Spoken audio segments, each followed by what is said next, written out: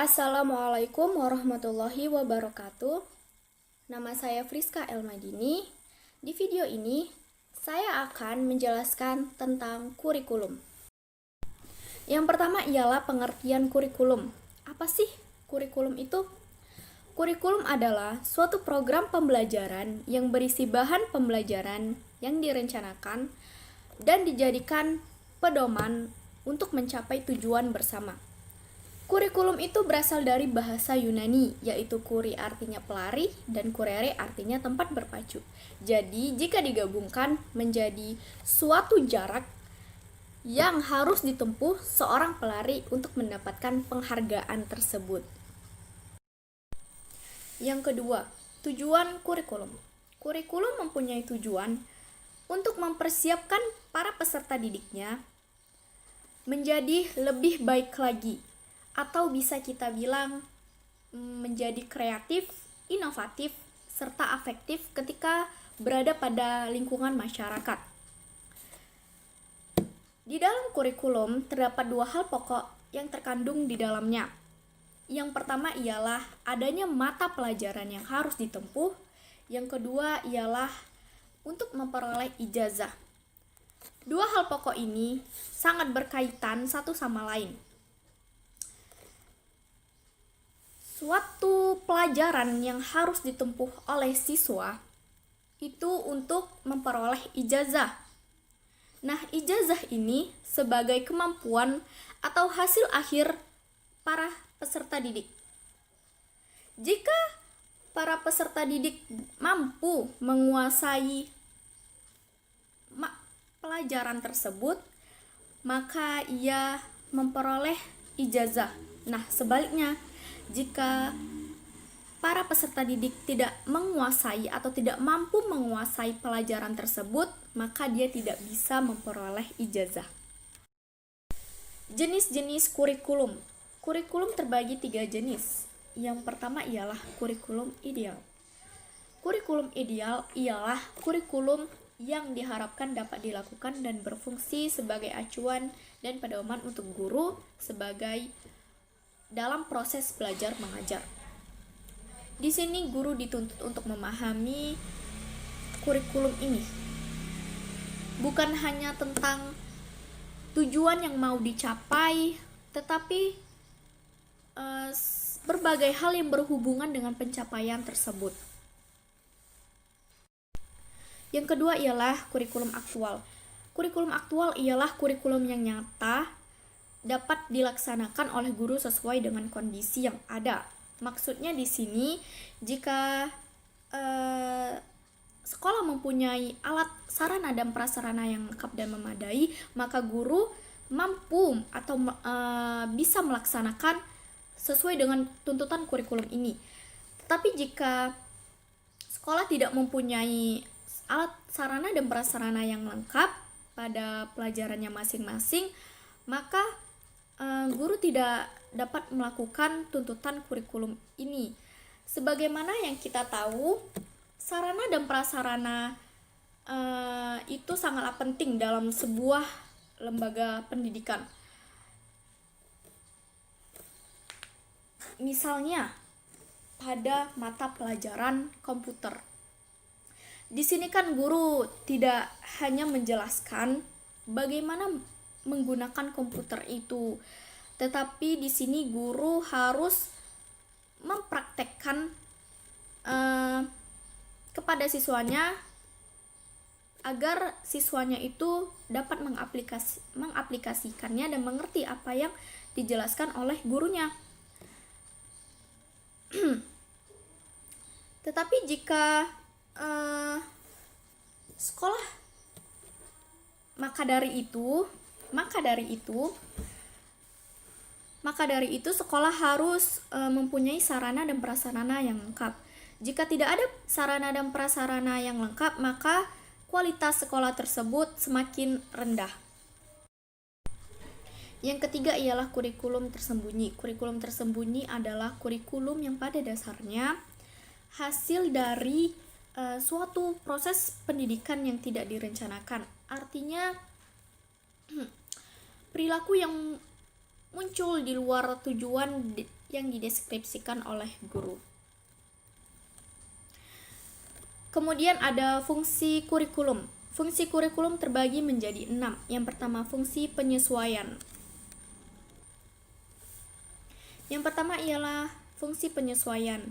Di sini kurikulum sebagai alat pendidik yang mampu mengarahkan siswanya menjadi lebih baik lagi atau siswanya bisa beradaptasi dengan lingkungannya. Yang kedua ialah fungsi integrasi. Di sini kurikulum sebagai alat pendidik yang menghasilkan pribadi-pribadi yang utuh. Artinya di sini kurikulum harus membentuk siswanya menjadi pribadi yang utuh serta berintegrasi dalam masyarakat. Yang ketiga ialah fungsi diferensial. Di sini kurikulum sebagai alat pendidik yang mana harus memerhatikan pelayanan terhadap para peserta didiknya. Yang mana yang kita ketahui para peserta didik itu kan mempunyai perbedaannya masing-masing. Maka itu harus diperhatikan dan harus dihargai. Yang keempat ialah fungsi persiapan. Di sini kurikulum sebagai alat pendidik yang harus mempersiapkan para peserta didiknya ke jenjang pendidikan selanjutnya serta siap untuk hidup bermasyarakat. Yang kelima ialah fungsi pemilihan. Di sini kurikulum sebagai alat pendidik yang mampu memberikan kesempatan kepada para peserta didiknya agar memilih sesuai program belajarnya yang mereka sukai atau yang mereka minati. Yang keenam ialah fungsi diagnostik. Di sini kurikulum sebagai alat pendidik harus mampu atau membantu mengarahkan siswanya untuk menggali potensi yang mereka miliki dan memperbaiki kesalahannya. Jika siswa tersebut sudah mengetahui potensinya, maka siswa tersebut diharapkan untuk bisa mengembangkan potensi yang mereka miliki.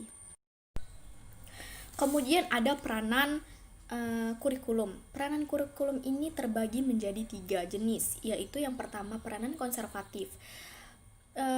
Peranan konservatif di sini kurikulum sebagai sarana untuk menerapkan nilai-nilai warisan budaya Indonesia yang relevan, khususnya untuk generasi muda di Indonesia yang sekarang ini. Yang mana yang kita ketahui di era yang semakin pesat ini, dengan adanya kemajuan teknologi, generasi muda sudah melupakan nilai-nilai warisan budaya Indonesia. Jadi dengan adanya kurikulum ini, maka generasi muda bisa mengenal dan melestarikan budayanya sendiri tanpa terhalangnya perkembangan zaman yang sekarang ini. Yang kedua ialah peranan kreatif. Kita telah mengetahui pada era global ini sudah memasuki revolusi industri 4.0, yang mana masyarakat dituntut untuk menciptakan hal yang baru atau inovasi yang tidak hanya untuk bertahan pada saat ini tetapi untuk masa depan kelak. Nah, peranan ini sangat penting untuk menggali potensi siswanya yang mempunyai kreativitas yang tinggi. Dengan adanya kurikulum ini, para peserta didik akan menjadi masyarakat yang berkompeten dan siap menghadapi perkembangan zaman yang terus-menerus meningkat, dan yang pastinya tidak ketinggalan zaman. Yang ketiga ialah peranan kritis dan evaluatif. Di sini kita harus menyesuaikan diri dengan perkembangan zaman yang terus-menerus meningkat, di sini kita harus cepat tanggap dalam mengelola suatu hal. Sesuatu yang terbaik akan bertahan, sesuatu yang biasa-biasa saja akan tergeser. Itulah mengapa di dalam kurikulum ini terdapat segala upaya untuk membentuk karakter siswanya agar menjadi kritis dan evaluatif, dan menjadi siswa yang bisa terjun ke lapangan masyarakat dan mampu bersaing dengan baik. Kemudian ada peran guru dalam kurikulum. Peran guru dalam kurikulum ini menjadi 4 jenis. Yang pertama ialah implementer. Di sini kurikulum berperan untuk mengaplikasikan kurikulum yang sudah ditentukan oleh perumus kebijakan kurikulum tersebut. Dan di sini guru tidak dikasih kesempatan untuk menentukan isi kurikulum maupun target kurikulum tersebut. Peran guru di sini hanya sebatas menjalankan kurikulum tersebut. Yang kedua ialah adapter. Di sini guru bukan hanya sebagai pelaksana, tetapi sebagai penyelaras kurikulum dengan karakteristik kebutuhan siswa maupun kebutuhan daerahnya. Nah, di sini di peran ini guru diberikan kewenangan untuk menyesuaikan kurikulum dengan kebutuhan daerah maupun karakteristik sekolahnya. Nah, jadi di peran ini juga peran guru itu sangat luas atau lebih luas daripada peran implementer yang tadi. Yang ketiga ialah developer. Di sini guru sebagai pengembang kurikulum. Di sini guru diberikan kewenangan untuk mendesain sebuah kurikulum. Dan guru tidak hanya bisa menentukan tujuan atau isi dari pelajaran yang akan disampaikan nanti, tetapi guru bisa menentukan strategi apa yang harus dikembangkan dan sistem evaluasi apa yang akan digunakannya. Dan sebagai pengembang kurikulum, guru bisa menyusun kurikulum sesuai dengan karakteristik, visi dan misi sekolah tersebut. Yang keempat adalah researchers. Di sini guru sebagai peneliti kurikulum. Dalam peran ini guru memiliki tanggung jawab untuk menguji semua komponen kurikulum, misalnya bahan-bahan kurikulum, menguji efektivitas program, strategi ataupun model pembelajaran, termasuk mengumpulkan data tentang siswa yang mencapai target kurikulumnya. Nah, sekarang kita memasuki tentang sejarah kurikulum. Nah, kurikulum itu diganti sebanyak 10 kali. Nah, di sini saya akan membagikan 3 bagiannya. Yang pertama ialah masa kemerdekaan, kedua era reformasi, ketiga pra kemerdekaan. Nah, yang pertama ialah masa kemerdekaan. Di masa kemerdekaan ini terdapat 7 kali pergantian. Nah, yang pertama ialah kurikulum 1947. Nah, kurikulum 1947 ini merupakan kurikulum yang sebelumnya digunakan pada masa penjajahan Belanda. Kurikulum ini disebut Leerplan yang artinya rencana pelajaran. Nah, tujuan kurikulum 1947 ini adalah menekankan pembentukan karakter manusia yang berdaulat dan merdeka. Kurikulum 1947 ini diterapkan di sekolah-sekolah sejak tahun 1950. Nah, yang kedua adalah kurikulum 1952 atau kita disebut sebagai kurikulum rencana pelajaran terurai. Nah, di dalam kurikulum ini sudah terdapat mata pelajaran dan menggunakan silabus untuk pokok-pokok atau isi materi pelajaran. Nah, di dalam kurikulum ini setiap guru diberi tanggung jawab untuk mengajar satu matkul atau satu mata pelajaran saja. Nah, yang ketiga adalah kurikulum 1964. Nah, di dalam kurikulum 1964 ini pemerintah menerapkan program Pancawardana atau sistem 5 aspek. Yang pertama ialah perkembangan moral, perkembangan intelijensi, perkembangan emosional atau artistik, perkembangan keterampilan, dan perkembangan jasmani. Nah, yang keempat ada kurikulum 1968. Nah, kurikulum ini sebagai penyempurna dari kurikulum rencana pelajaran terurai atau 1952 hingga kurikulum 1964. Di dalam kurikulum 1968 ini terjadi perubahan dari Pancawardana menjadi pembinaan jiwa Pancasila, pengetahuan dasar, dan kecakapan khusus. Nah, tujuan kurikulum 1968 ini ialah untuk membentuk manusia Pancasila yang sejati, kuat secara jasmani, menjunjung kecerdasan dan keterampilan jasmani, moral, budi pekerti, dan beragama. Yang kelima adalah kurikulum 1975. Di dalam kurikulum 1975 ini, sistem pendidikan lebih berorientasi pada tujuan dengan harapan menjadi lebih efektif dan efisien. Di dalam kurikulum 1975 ini mulai dikenal dengan istilah satuan pelajaran atau rencana pelajaran setiap satuan bahasan. Dan di dalam kurikulum 1975 ini peran guru menjadi lebih penting karena guru harus membuat perincian tentang tujuan yang mau dicapai dalam proses belajar mengajar. Dan di dalam kurikulum 1975 ini banyak yang mengkritik dikarenakan beban tugas guru yang sangat banyak dalam melakukan perincian tujuan tersebut. Yang keenam adalah kurikulum 1984.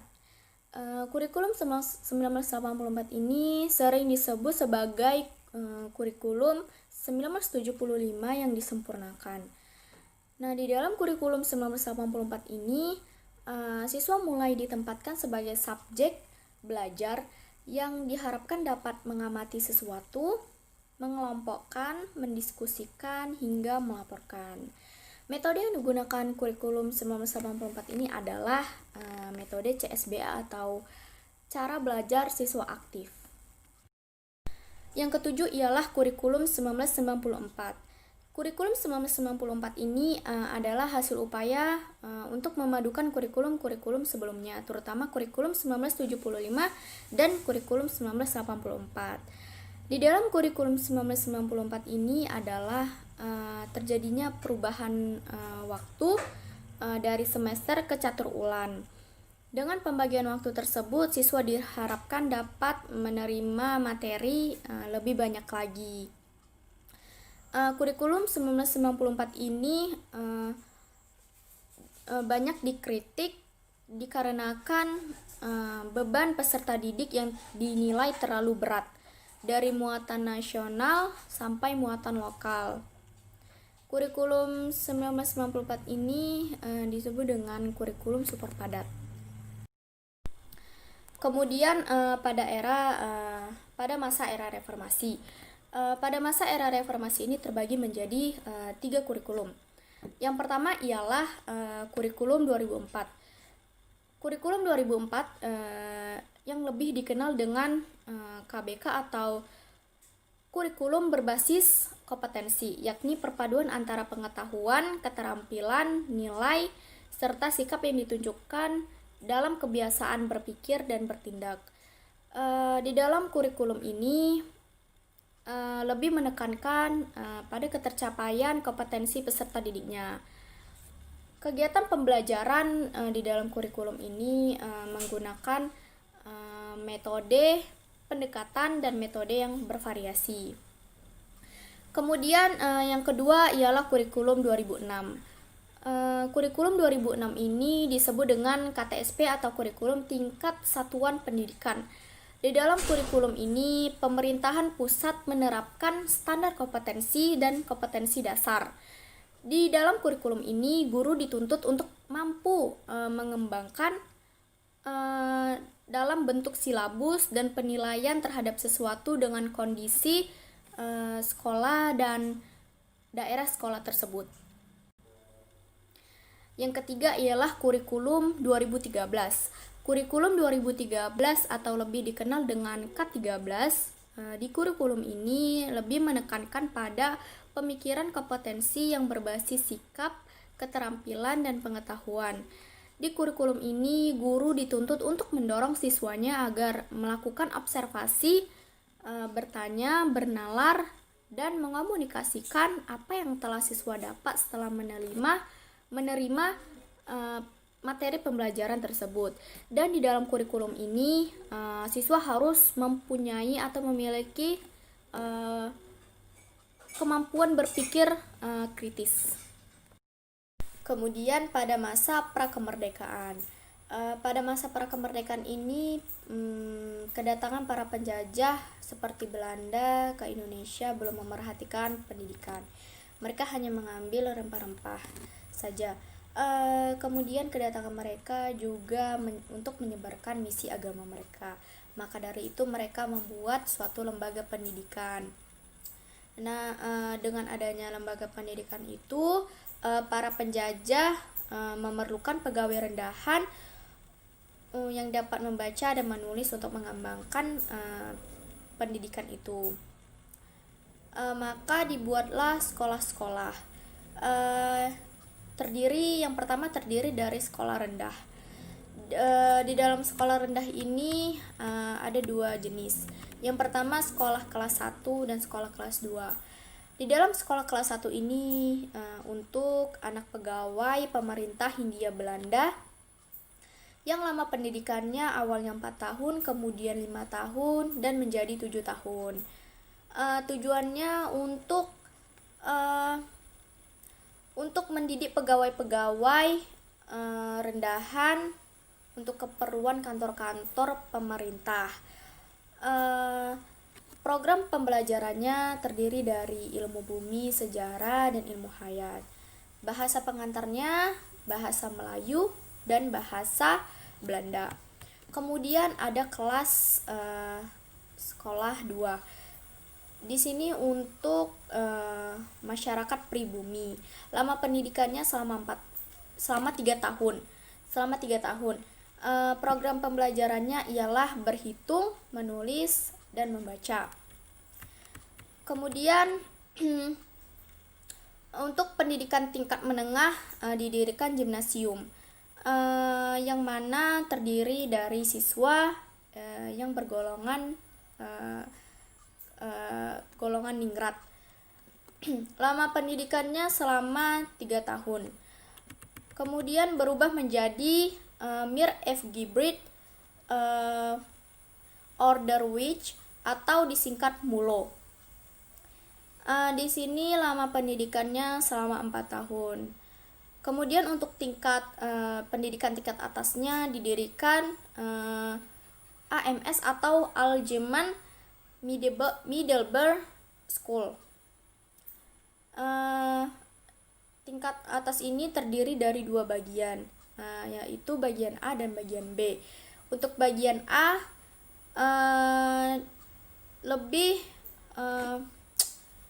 spesifik ke ilmu kebudayaan. Untuk bagian B lebih spesifik untuk ilmu kealaman.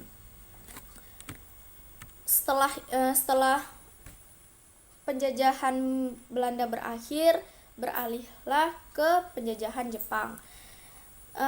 Sistem pendidikan pada masa penjajahan Jepang berubah menjadi Kokumin-gakko, yaitu sekolah rakyat yang lama pendidikannya selama 6 tahun.